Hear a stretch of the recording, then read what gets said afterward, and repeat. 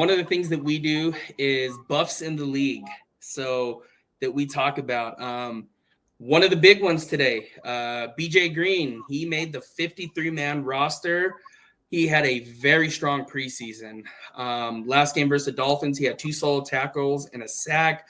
I believe PFF had him down last weekend, not this past weekend, but the weekend before. Had a big score on PFF. Any of this surprise you, Jack? No, yeah, definitely not. Just his growth like throughout his entire career has been insane. Like going from like a walk-on at Arizona State to where he is now. Yeah, I mean, I didn't like expect him to get drafted 100%, but I did expect him to, like impose his will, like wherever he landed, and he's done that so far. And edge rushers are like super valuable in today's league, and I think he kind of capitalized on that. And yeah, excited to see what his role will kind of look like during the season. Yeah, absolutely. And the cool part is that he gets to play there with Travis. So yeah, 2 Buffs on the same team. And again, one of the things, I used to watch Jaguars games, and I'm going to date myself here.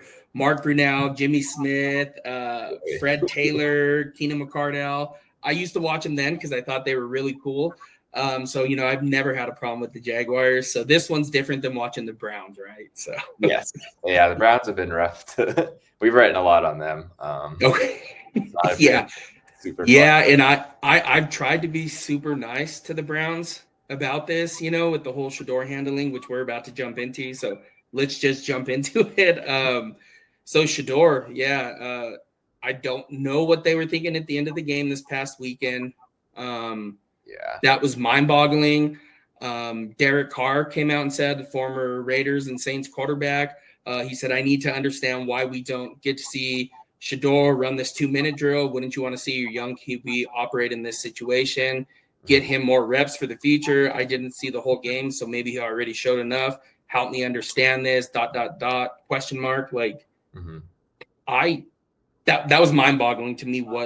It's still mind-boggling what they're doing, but it seems like we don't know what's really going on, or is there something else? Something behind the scenes. I don't know.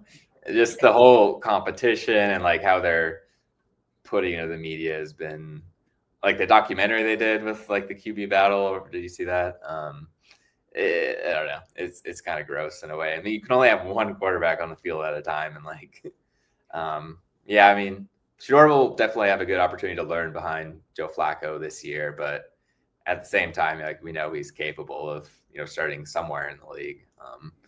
It's been unfortunate, at least how it's played out. Absolutely. And then you've seen the Raiders make a move for Kenny Pickett yesterday. So now their room's down to 3. And then, that's when you start questioning, well, if you guys had the intention of trading him, why didn't you give Shedeur more reps right during camp? It is. Yeah. It's and I don't know how much you can say, Jack, but us as fans, Shedeur deserves better than that. And again, I've told a story here. Shedeur's last game of the season last year, that was Oklahoma State. We were getting ready to leave, and I was like, let's go down to the field. That's when Shiloh jumped in the stands. We were right there. Shedeur came over, handed my son his game used towel, the Gatorade one, and it was like, wow, life-changing for my boy. So he is like, he was 7 at the time, just turned 8 last week, but he sleeps with that thing every night. And so to me, Shedeur, just a fantastic young man. If my boys could grow up, I have 3 of them. If they could grow up to be anything close to Shedeur and what Dion has done with his boys, I would be a proud father. So yeah. He's great with kids and everything like he's done in the community, like going to like middle schools too and elementary schools. Glad to see he's doing that in Cleveland now as well. And he made a big impact in Boulder for sure. Yeah, absolutely. And even, out in the Aurora area, he has as well. Visited Aurora Central, I seen. Took pizza to them last season. Just, big in just this whole Denver metro area, that was the first time I did. I think it was like a one-on-one interview. He was doing something with Gatorade, like right before the 2023 season. And like he spent like a couple hours just like throwing the ball around with kids. And it was through Gatorade, but they donated a bunch of money to the program. And switch just it a up.